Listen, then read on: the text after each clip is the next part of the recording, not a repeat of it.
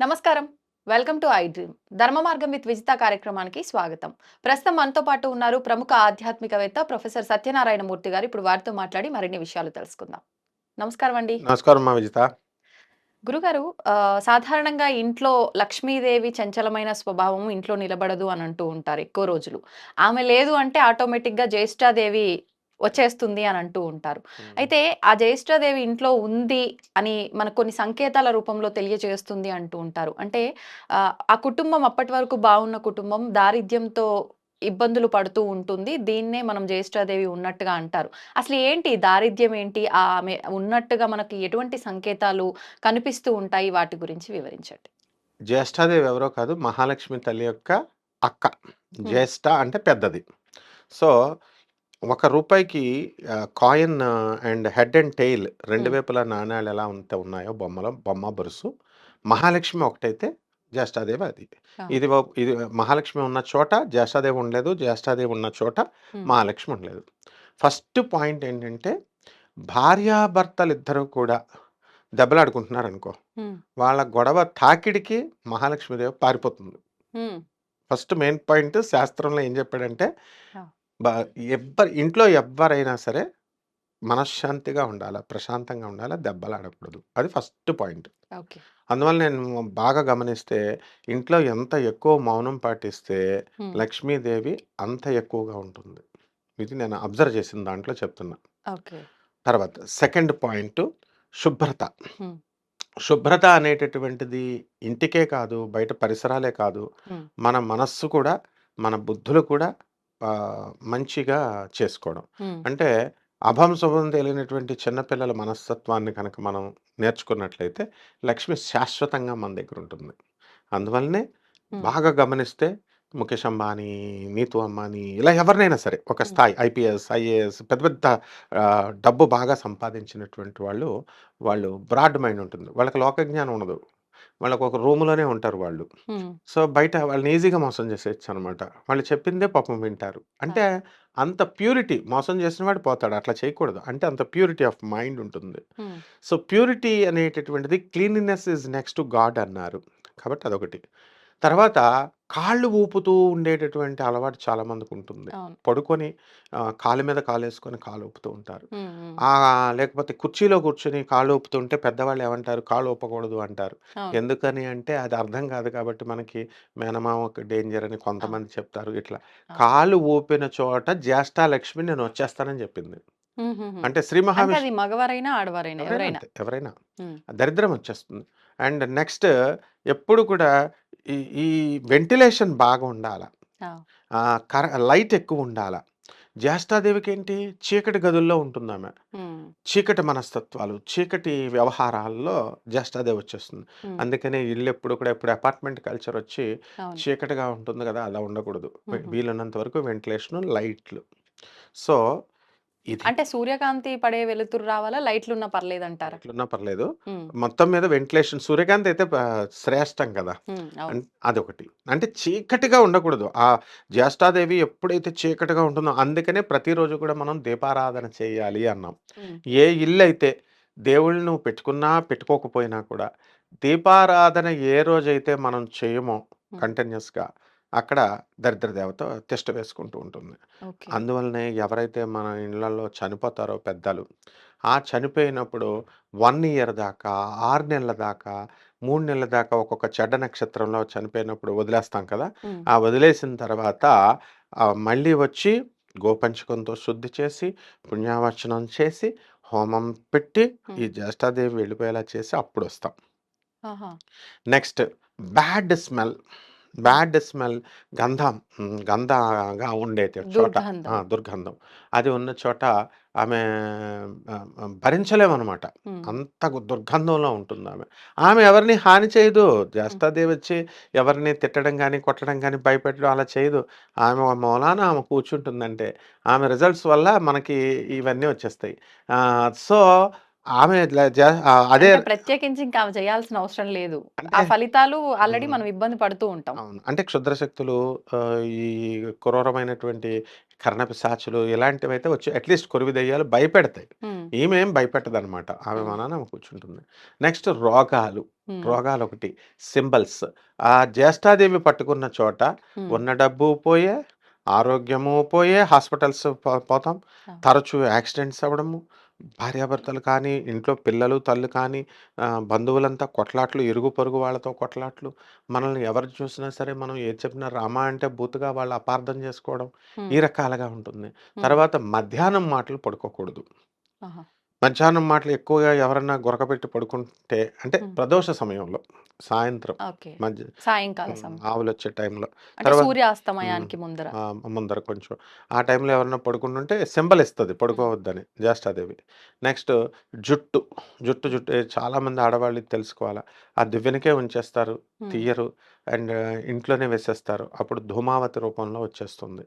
ధూమావతి అమ్మవారే గదా! అవును. ధూమావతి అమ్మవారే. ఆ సింబల్ అనమాట. ఆహా! దశమహావిద్యలు ఎవరి డ్యూటీ వాళ్ళది. ధూమావతి ఎలా ఉంటుంది, జ్యేష్ఠాదేవి, ధూమావతి ఇద్దరూ ఒకటే. ఆహా! దరిద్ర దేవత మందాదేవి అంటాము. ఓకే. జ్యేష్ఠాదేవేమో శనీశ్వరుడి భార్య అని ఒక సందర్భంలో చెప్తాం. ఇట్లా ఈళ్ళందరూ ఒకటే. హ్మ్. పోర్ట్‌ఫోలియోస్ అంతా ఒకటే. ఓకే. సో, జుట్టు ఇంట్లలో తొక్కకూడదు. డస్ట్‌బిన్‌లో వెయ్యాలి తీసేసి. ఈ విధంగా మనము ఈ జ్యేష్ఠ అమ్మవారు యొక్క గబ్బిలాలు తరచూ మన ఇంట్లోకొస్తున్నా కూడా హ్మ్. జ్యేష్ఠాదేవి మనల్ని త్వరలో పట్టుకోబోతున్నట్టు సింబల్ కానీ ఇస్తుంది. అంత ఈజీగా గబ్బిలాలు ఇంట్లోకి రావు గదా గురూజీ? మనకి మీద నుంచి ఎళ్తాయి. ఆ! ఎక్కడో రేర్ కేస్ ఒస్తాయి. ఆ! కాకి మళ్ళీ హ్మ్. కాకి కూడా సింబల్ ఇస్తది. కాకి తలపైన కొట్టడం కానీ వెళుతూ ఆహా! మన బాడీ మీద పట్టడం. కాకి శనీశ్వరుడు వాహనం. సో, ఇది కూడా సింబల్ ఇస్తుంది. హుహుహు. నెక్స్ట్ మళ్ళీ ఈ యొక్క నల్ల గుడ్లగూబ కనబడితే కూడా మనకి వస్తుంది. హ్మ్. అదే తెల్ల గుడ్లగూబ కొడితే హ్మ్. అరిస్తే మనకి మహాలక్ష్మి వస్తుంది. హ్మ్. తీతువు పెట్ట సౌండ్ వినకూడదు. ఆహా! ఈ రకంగా మనం చేసుకుంటే ఈ అంటే ఇటువంటి సంకేతాలుంటే ఇంట్లో జ్యేష్ఠాదేవి ఉన్నట్టు. డెఫినిట్‌గా మరి వచ్చేస్తుంది. ఈవిడున్న చోట లక్ష్మీదేవి ఉండదన్నారు. ఉండదు. ఈవిడ్ని పంపించి ఆవిడని ఆహ్వానించాలంటే ఏదైనా మంత్రం గాని, ఆరాధన గాని ఉందంటారా? ఎగ్జాక్ట్‌లీ ఉంది.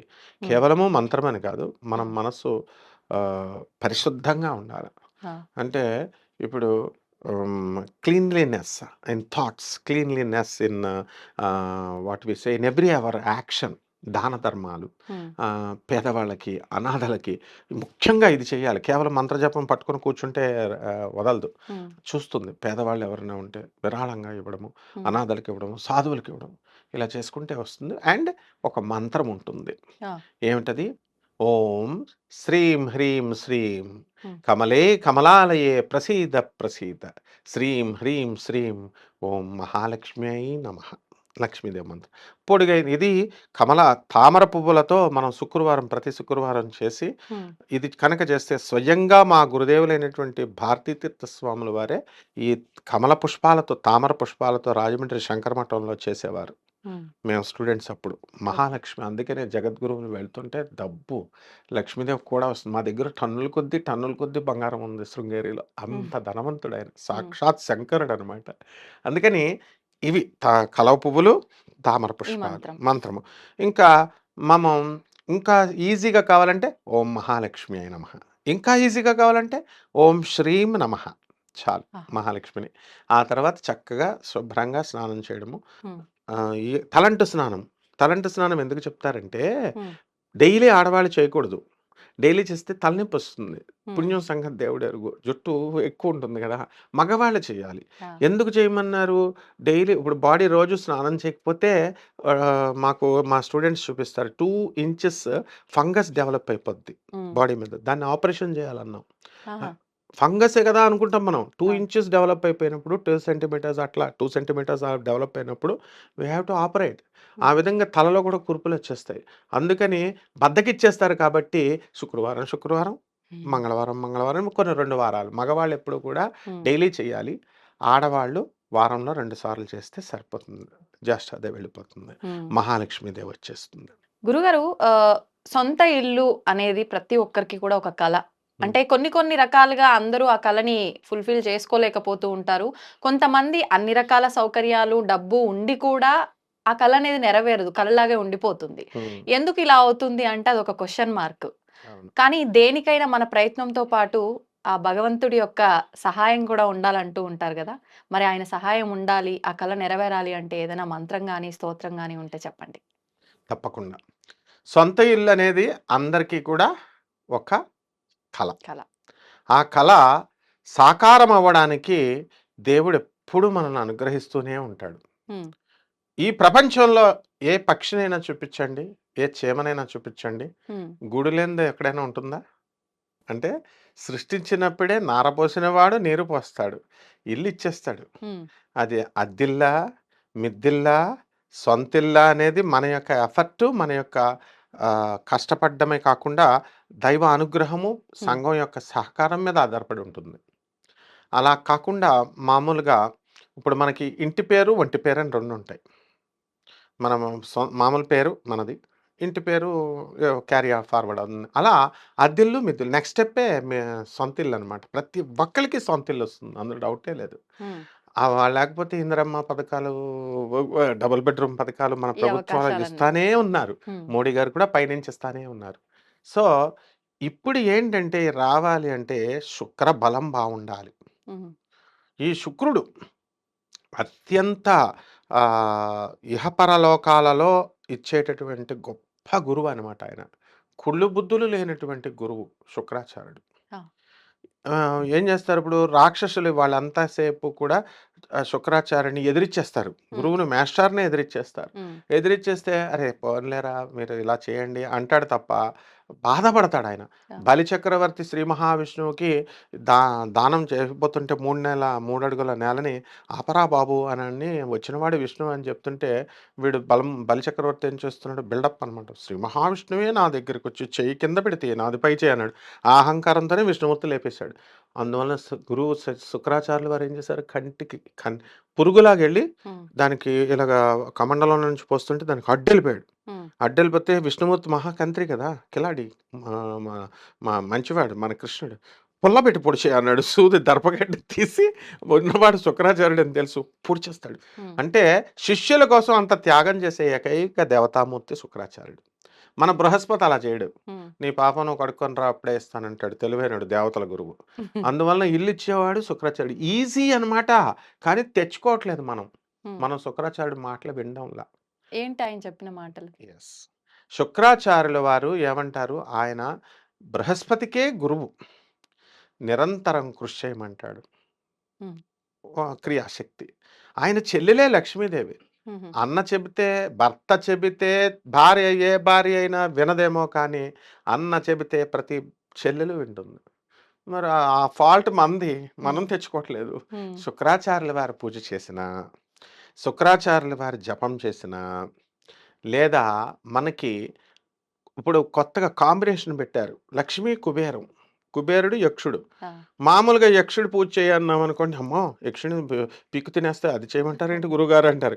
ఈయన్ని మాత్రం కుబేరుడిని మాత్రం చేస్తారు. ఆ! యక్షస్వరూపాయ జటాధరాయ అంటాం శివుడిని. శివుడిని మాత్రం చేస్తారు. అంటే యక్షుడిని విడిగా యక్షిణి చేస్తే ఈ వెబ్ సీరీస్‌లు, సినిమాల్లో చూపించిన యక్షిణీల టైప్ ఏమో అనుకోని భయపడతారు. హ్మ్. యక్షిణి సాధన చేసినా కూడా అంటే కుబేర సాధన, శివ సాధన చేసినా కూడా హ్మ్. ఇల్లు సొంతిల్లొచ్చేస్తుంది. ఓకే. తర్వాత అంటే సాధన అంటే చేసే ఆరాధనేనా? ఏదైనా దీక్ష తీసుకొని చేసే సాధనా? That's very wonderful question. హ్మ్.